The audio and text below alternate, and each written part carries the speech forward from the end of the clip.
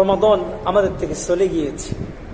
রমাদান যাওয়ার সাথে সাথে তার সমস্ত মহত্ব ফজিলতগুলো তার সাথে নিয়ে গিয়েছে।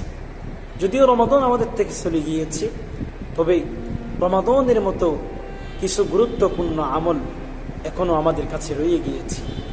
সহিহ মুসলিমের বর্ণনা, রাসূল করিম সাল্লাল্লাহু আলাইহি সাল্লাম বলেন, মান সামা রমাদান সুম্মা আতবাআহু সিত্তাম মিন শাওয়াল। রাসূল করিম সাল্লাল্লাহু আলাইহি সাল্লাম বলেন, যে রমাদানের সমস্ত রোজাগুলো রেখেছে এবং তার সাথে সাথে শাওয়ালের 6টি রোজা রেখেছে, কানা কাসিয়ামিদ দাহর, যেন সেই সারাটি বছর রোজা রেখেছে।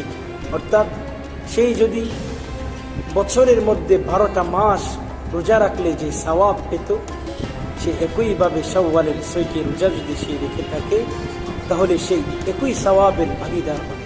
সুবহানাল্লাহ।